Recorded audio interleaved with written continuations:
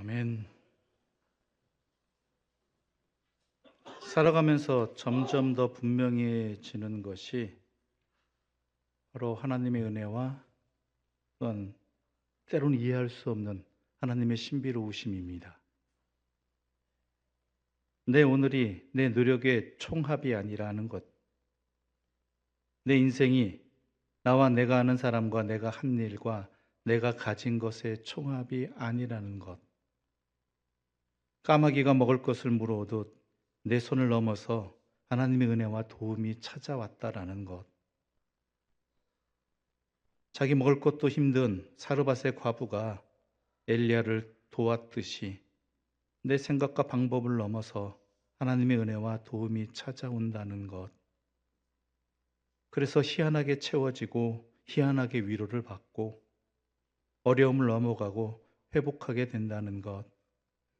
이것이 살아가면서 점점 더 분명해지는 하나님의 은혜와 신비입니다. 그래서 감사하지 않을 수 없습니다. 은혜라고 고백하지 않을 수 없습니다. 돌아보니 하나님의 손길이 미치지 않은 순간들이 없었습니다. 넘어지지 않은 것도 내가 잘해서가 아니라 하나님의 은혜임을 고백하게 됩니다. 넘어지는데 아주 넘어지지 않은 것도 내게 남은 무엇이 있어서가 아니라 하나님의 인도와 보호 덕분임을 고백하게 됩니다. 돌아보니 하나님의 기쁜 뜻이 담겨 있지 않은 일들이 없습니다. 그런데 우리는 이것을 쉽게 잊어버리고 기억하려고 애쓰지 않습니다. 그럴 수밖에 없는 당연한 이유나 상황은 참 많습니다. 오히려 이 바쁜 세상 속에서 기억해야 할 것 참 많고 빠른 세상에서 과거의 기억만을 붙들고 있다가는 앞으로 나가지 못할 것 같습니다.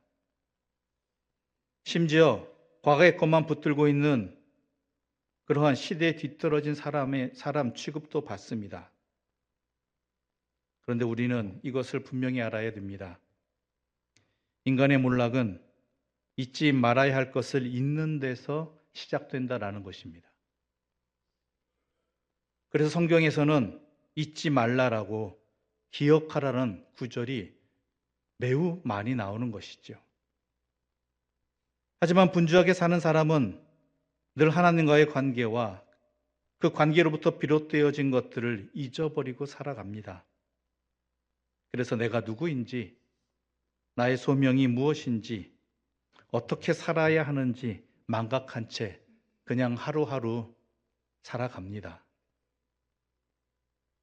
그래서 하나님께서는 이런 우리들을 위해서 지켜야 할 시간들과 의미들을 반복하게 하셨다라는 것이죠. 작게는 매 주일의 시간들과 또한 매년 반복되어지는 절기와 그 예배를 통해서 내 자신이 누구인지 하나님 앞에서 다시 한번 기억해 주시고 돌아보게 해주시고 깨닫게 해주시는 은혜의 자리가 바로 이 반복되어지는 절기와 또한 주일의 시간들인 것입니다. 그것을 통해서 우리는 내 자신이 누구인지, 내가 누구와 관계 속에서 살아가는지, 그러므로 어떻게 살아가야 되는지를 다시 한번 기억하고 새롭게 시작할 수 있는 그런 은혜가 우리에게 주어지는 것입니다. 여러분에게 이 예배의 자리가 바로 그러한 자리가 되기를 바랍니다. 내가 하나님께 예배 드린다라는 어떠한 공적을 쌓는 자리로 멈추는 것이 아니라 이 자리로 불러주신 하나님의 그 뜻을 깨닫고 지난 한 주간도 내가 하나님의 사람답게 살지 못하고 하나님과의 관계성을 잊어버리고 살아왔지만 하나님은 잊지 않으셔서 이 주일의 자리 또한 이 한 해의 추수의 감사 주일을 통해서 내가 누구로 은혜 사는지를 또한 누구의 사람으로 살아야 되는지를 누구의 자녀로 살아야 되는지를 깨닫게 해주시는 회복하게 해주시는 은혜에 힘입은 자들로서 이 자리에 있다라는 것, 이 시간이 주어졌다라는 것을 놓치지 마시기 바랍니다. 그래서 하나님께서는 오늘 본문을 통해서 이스라엘 백성들에게 약속의 땅에 가서 기억하고 꼭 해야 할 일들을 말씀해 주고 계시는 것입니다. 오늘 본문 1절부터 3절까지의 말씀 함께 읽어보겠습니다. 1절부터 3절까지의 말씀 함께 읽겠습니다. 네, 하나님 여호와께서 내게 기업으로 주어 차지하게 하실 땅에 내가 들어가서 거기에 거주할 때에 내 하나님 여호와께서 내게 주신 땅에서 그 토지의 모든 소산의 만물을 거둔 후에 그것을 가져다가 광주리에 담고 내 하나님 여호와께서 그 이름을 두시려고 택하신 곳으로 그것을 가지고 가서 그때의 제사장에게 나아가 그에게 이르기를 내가 오늘 당신의 하나님 여호와께 아뢰나이다. 내가 여호와께서 우리에게 주시겠다고 우리 조상들에게 맹세하신 땅에 이르렀나이다 할 것이요. 아멘. 약속의 땅 가나안에서 거둔 첫 열매를 제사장에게 가져가면 제사장은 그 광주를 받아 하나님의 제단 위에 올립니다. 그리고 이스라엘 백성들은 한 목소리로 자신들이 과거에 어떠한 존재였는지 그리고 어떻게 여기까지 왔는지를 고백하게 합니다. 요셉 때 애굽으로 이주와 그곳에서 크게 번성한 일, 그 외 요셉을 모르는 애굽 왕조의 등장으로 말미암아 노예로 전락하고 학대받고 강제 노동하면서 고통에 지쳐 하나님께 부르짖었고 그 부르짖음을 하나님께서 들으시고 구원해 주셨다라는 것과 그래 출애굽시켜 주셔서 가나안 땅에 정착하게 되었다라는 것, 이것을 매번 그 첫 추수를 드리는 그 자리에서 고백하라고 하시는 것입니다. 왜 그렇습니까? 그 이유는 진정한 감사는 자신의 뿌리를 돌아보는 것에서부터 나오기 때문입니다. 자신의 뿌리를 돌아보지 않는 감사는 상황이나 아니면 다른 사람과의, 다른 세상과의 비교의 감사로 끝나버릴 수 있기 때문입니다. 예전보다 더 나아진 상황만을 감사하고 다른 사람보다 내가 더 편안하고 잘 사는 것만을 감사하게 되는 것입니다. 오늘 이 자리에 있는 우리들의 감사는 어떠합니까? 오늘 이 추수감사주일에 나와서 하나님 앞에 예배 드릴 때 여러분들은 어떠한 것을 기억하고 감사하고 있습니까? 그리고 그 감사는 나의 뿌리를 다시 기억하며 나오는 그러한 결과들인 감사인가 아닌가라는 것입니다. 그런데 이 자신의 뿌리를 돌아본다라는 것은 단순한 과거의 이야기가 아닙니다. 5절부터 9절까지 계속 이어지는 내용이 있습니다. 제가 받들어 읽겠습니다. 여러분 잘 들으시기 바랍니다.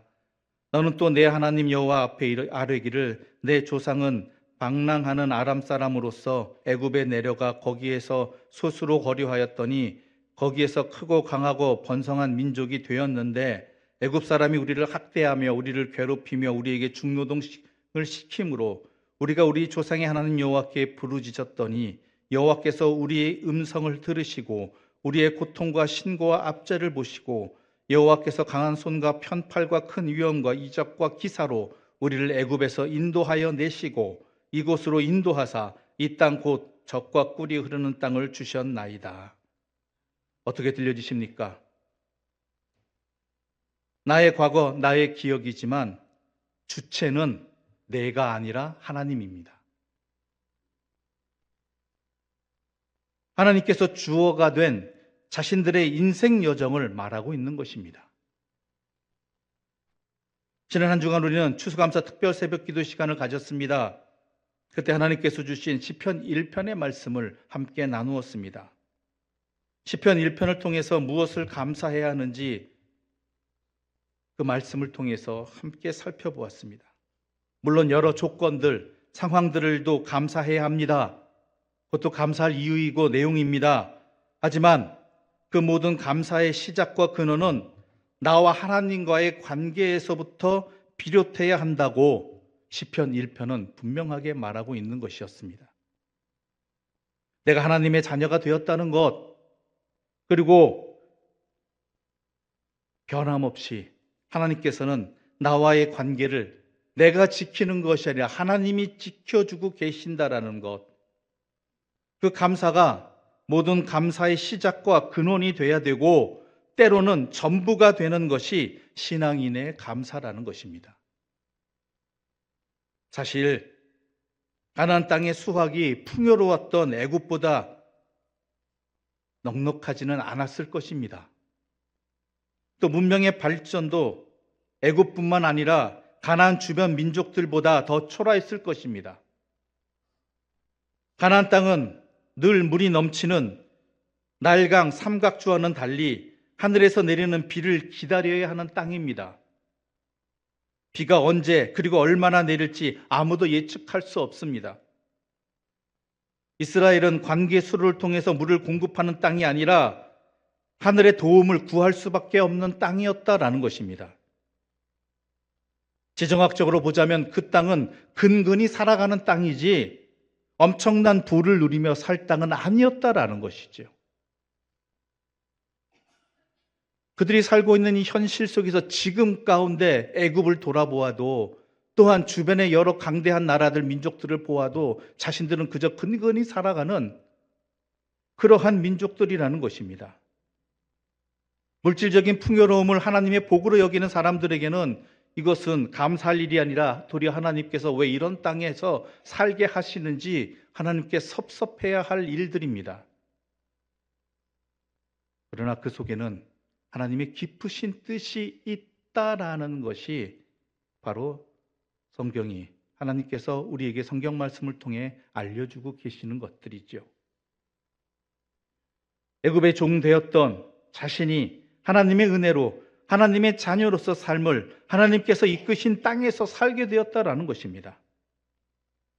그래서 첫 수확을 하나님 앞에 가져와서 하나님 앞에 자신들의 과거를 하나님과의 관계 속에서 다시 기억하고 다시 회복하고 다시 힘을 얻는 것입니다. 그렇습니다. 감사는 내 삶의 주인이 누구인가를 깊이 알 때에 내 속에 저절로 스며드는 마음입니다. 내가 받고 거두고 한 것을 감사하는 것이 아닙니다. 만약 그렇다면 내가 거두고 또한 받은 것을 감사한다면 그것들이 내 삶의 주인이라고 믿고 있다라는 것입니다. 하나님을 의지하는 것이 아니라 내가 받고 거둔 것을 의지하는 인생을 살아가고 있다라는 뜻입니다. 그러므로 진정한 감사는 하나님께서 나의 주인이 되어주신 것, 내가 하나님의 자녀로서 살아간다는 그 관계성을 감사하는 것, 바로 거기에 있다라는 것이죠.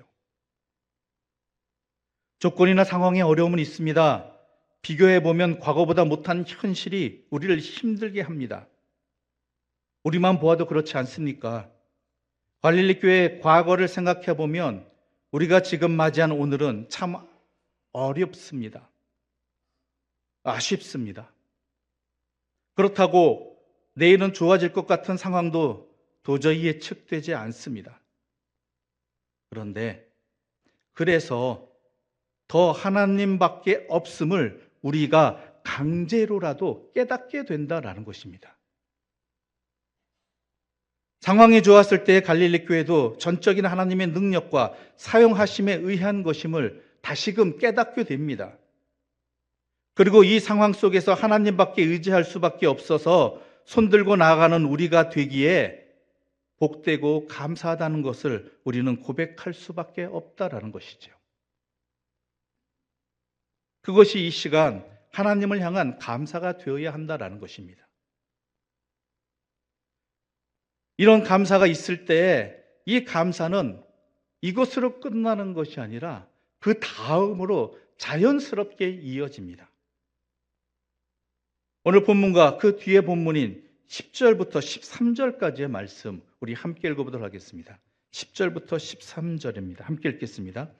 여호와여, 이제 내가 주께서 내게 주신 토지 소산의 만물을 가져왔나이다 하고 너는 그것을 내 하나님 여호와 앞에 두고 내 하나님 여호와 앞에 경배할 것이며 내 하나님 여호와께서 너와 내 집에 주신 모든 복으로 말미암아 너는 레위인과 너희 가운데 거류하는 객과 함께 즐거워할지니라. 셋째 해 곧 11조를 드리는 해에 내 모든 소산의 11조 내기를 마친 후에 그것을 레위인과 객과 과부와 과부에게 주어 내 성읍 안에서 먹고 배부르게 하라. 그리할 때 내 하나님 여호와 앞에 아뢰기를 내가 성물을 내 집에서 내어 레위인과 객과 고아와 과부에게 주기를 주께서 내게 명령하신 명령대로 하였사오니 내가 주의 명령을 범하지도 아니하였고 잊지도 아니하였나이다. 아멘. 바로 진정한 감사는 이웃을 향한 나눔으로 이어질 수밖에 없다는 것입니다. 거류민이나 객 그리고 고아와 과부들은 우리가 나눈 것에 대한 대가를 우리에게 줄 수 없는, 그저 받을 수밖에 없는 그러한 사람들입니다. 그런 사람들을 향한 나눔의 자리가 있어야 한다는 것이죠. 특히 우리가 눈여겨봐야 하는 구절은 12절 말씀으로서 셋째 해 곧 11조를 드리는 해에 내 모든 소산의 11조 내기를 마친 후에 그것을 레위인과 객과 고아와 과부에게 주어 내 성읍 안에서 먹고 배부르게 하라는 말씀입니다. 11조는 무엇입니까? 하나님께서 나의 삶의 주인이시라는, 내 모든 것들은 하나님께서 주신 것이라는 그러한 믿음의 고백에 의한 드림입니다. 나에게 허락되어진 모든 것들은 하나님께로부터 비롯되었고 그 안에는 하나님의 뜻이 담겨 있고 하나님의 뜻대로 사용하겠다는 믿음의 징표로서 드리는 것이 11조입니다. 그러니까 11조로 또한 그 11조뿐만이 아니라 모든 헌금들도 객과 고아와 과부로 나누라는 것은 나의 모든 것들이 하나님께로 비롯되었다는 것을 기억하고 감사하며 살아가는 사람들이라면 반드시 행해야 된다는 것이죠. 과연 우리의 삶의 자리에 그건 있었느냐라는 것이죠. 그런데 여기서 11조에 관해 우리가 많이 들었지만 잘못 알고 있는 말씀이 하나 있습니다. 말라기 3장 8절부터 10절의 말씀입니다. 말라기 3장 8절부터 10절의 말씀 우리 함께 읽겠습니다. 말라기 3장 8절부터 10절입니다. 사람이 어찌 하나님의 것을 도둑질하겠느냐? 그러나 너희는 나의 것을 도둑질하고도 말하기를 우리가 어떻게 주의 것을 도둑질하였나이까 하는도다. 이는 곧 11조와 봉헌물이라. 너희 곧 온 나라가 나의 것을 도둑질하였으므로 너희가 저주를 받았느니라. 만군의 여호와가 이르노라. 너희의 온전한 11조를 창고에 들여 나의 집에 양식이 있게 하고 그것으로 나를 시험하여 내가 하늘 문을 열고 너희에게 복을 쌓을 곳이 없도록 붙지 아니하나 보라.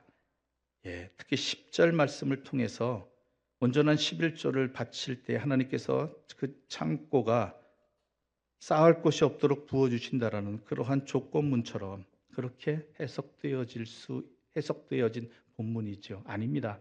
결론부터 말씀드리겠습니다.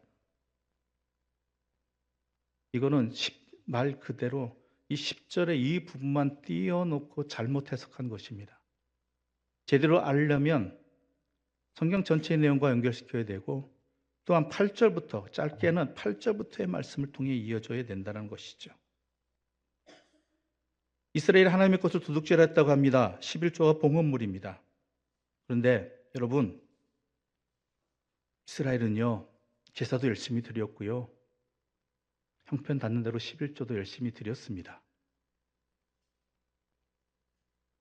그럼 이 말씀이 왜 나왔느냐? 물론 그 중에는 11조를 속여 드리거나 제대로 못 드린 사람들도 있겠지요. 그러나 더 중요한 문제는 드림의 마음과 드림과 사용의 문제라는 것입니다. 11조와 봉헌물을 하나님께 드리는 것은 그것을 가지고 하나님께 감사할 뿐만 아니라 하나님의 뜻, 즉 하나님 사랑과 이웃 사랑을 위한 하나님의 뜻대로 사용하겠다라는 것입니다. 그러면 하나님이 원하신 대로 제대로 드리고 제대로 주인이신 하나님의 뜻대로 사용한다라면 하나님께서 복을 주신다라는 것이죠. 우리는 11조도 드리고 봉헌물도 드립니다. 그런데 그 안에는 그것들을 어떻게 사용하는가의 문제라는 것이죠. 하나님 말씀대로 하나님 사랑하고 이웃 사랑해야 되는 그 목들이 반드시 있음에도 불구하고 하나님께 드리는 것, 하나님을 뜻을 따라 사용하는 것, 하나님 사랑하는 데 사용하는 것은 둘째치고 이웃을 향한 부분 속에서 과연 우리가 얼마나 정직하게 하나님의 뜻대로 사용하였느냐라는 것이죠. 신앙인들이, 미안합니다만 교회들이 붓에 까추기식은 아니었냐라는 것이죠. 솔직히 그러했기에 오늘 한국교회의 모습이 우리 그리스도인의 공동체가 이렇게 된 것은 아니냐라는 것입니다. 우리 갈릴리 교회마다 그렇지 않습니까? 앞서도 말씀드렸지만 이전에 우리 갈릴리 교회의 모습은 바로 이 하나님의 뜻대로 우리의 11조 우리의 봉헌물들을 하나님을 섬기는데, 하나님을 사랑하는데, 그리고 그에 못지않게 이웃을 향하는데 정성을 다했습니다. 때로는 우리의 형편이 어려워서 우리 약간도 제대로 못할 시절도 있었다고 들었습니다. 여러분들이 살아오신 시절입니다. 그럼에도 불구하고 그 마음과 정성을 다해서 이웃들을 위한 그 모든 하나님의 뜻을 실천하고자 애썼습니다. 그럴 때 하나님께서 얼마나 많은 은혜를 주셨습니까? 그 대표적인 것이 오늘 이 자리에서 우리가 예배드리는 이 성전 아니겠습니까? 갈릴리 교회 힘만으로는 도저히 지을 수 없는 이곳에서의 하나님의 성전, 하나님께서 우리에게 그러한 믿음의 자리, 감사의 하나님의 뜻대로 사용하는 이러한 우리의 삶의 자리를 보고 허락해 주시고 더 갑절로 주신 것 아니겠습니까? 이것이 진정한 감사라는 것이죠. 즉 진정한 감사는 나에게 주신 것들을 하나님께 감사하는 것들도 있겠지만 하나님과의 관계 속에서의 진정한 감사는 주신 것들을, 나에게 허락되어진 것들을 하나님과 또한 이웃들을 향한 그 하나님의 뜻에 맞게 나누고 섬기고 또한 돕는데 바로 그것이 진정한 감사의 모습이라는 것입니다. 한 해 동안 여러분에게 하나님께서는 많은 것을 허락해 주셨습니다. 그 안에는 나만의 것만이 있는 것이 아니라 하나님이 사랑하시는 여러분과 함께 살게 하신 이웃들을 향한 하나님의 뜻이 있고 사랑이 있고 은혜가 있다는 것을 다시 한번 이 감사의 자리를 통해서 기억하고 그렇게 살아가라는 것입니다. 또한 구제하기 위해서 11조를 드리고 구제함으로써 이게 내 손으로 얻은 것이 아니라 하나님께서 저 고아와 과부들에게 우리가 구제하는 것 같이 또한 하나님께서 내게 은혜를 베푸셨고 복을 주셔서 우리가 가지게 된 것입니다. 이것을 고백하는 자리가 이 감사의 자리라는 것입니다. 이 말씀 앞에서 우리는 어떠합니까? 그리스도인의 하나님의 자녀로서의 참된 감사를 하고 있습니까? 그 감사의 삶을 살아가고 있느냐 돌아보자는 이야기입니다. 하나님이 주신 선물을 홀로 누리는 것은 진정한 감사가 아닙니다. 사회적 약자들의 처지를 헤아리고 그들의 필요에 응답하는 것이야말로 진정한 감사라는 것입니다. 그래서 오늘 본문에서도 하나님께서는 너희들의 그 해의 첫 수확을 가져와서 하나님께 드릴 때 너희 자신들을 하나님 앞에서 돌아보고 그것을 가지고 또한 이웃들과 함께 나누라고 분명하게 말씀하고 계시는 것입니다. 우리가 누리고 있는 모든 것이 하나님의 선물임을 아는 사람은 홀로 만족할 수 없습니다. 다른 이들의 공경을 해결하기 위해서 내 수고의 땀을 흘리고 사랑과 신뢰 속에서 함께 살고 관심사를 서로 나누고 홀로 할 수 없는 일들을 이루기 위해서 협력할 때 비로소 우리는 진정으로 하나님의 자녀로서 감사하는 삶을 살 수 있고 또한 하나님의 은혜를 누리며 살아갈 수 있는 것입니다. 모든 고통을 다 해결할 수 없다고 하여서 세상에 만연한 고통을 외면하는 그 순간 하나님도 우리를 외면하십니다. 우리가 지금 누리고 있는 것들이 다 누군가로부터 받은 선물이라는 것을 분명히 안다면 우리 또한 누군가의 선물이 되어서 살아야 한다는 것, 이게 바로 하나의 수확을 주님 앞에 드리는 이 자리에서 우리가 고백하고 또한 행해야 될 그러한 진정한 예배와 진정한 감사의 모습이 되는 것입니다.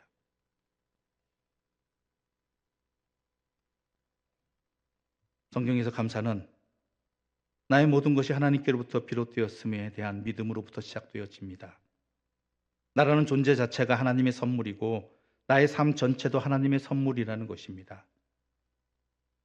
하나님께서 나를 있게 하셨고 나를 살게 하신다라는 것입니다. 있고 없고는 그 다음의 문제입니다. 좋고 나쁘고도 그 다음의 문제입니다. 오늘의 나는 모든 것을 하나님께 받았다는 것이고 믿음이 곧 감사이고 감사가 곧 삶을 이해하는 틀이 되는 것입니다. 똑같은 일이고 똑같은 상황입니다. 하지만 신앙인은 다르게 보고 다르게 고백하고 다르게 행동합니다. 언제나 하나님 앞에 서 있습니다. 모든 일이 좋은 일일 수 없습니다.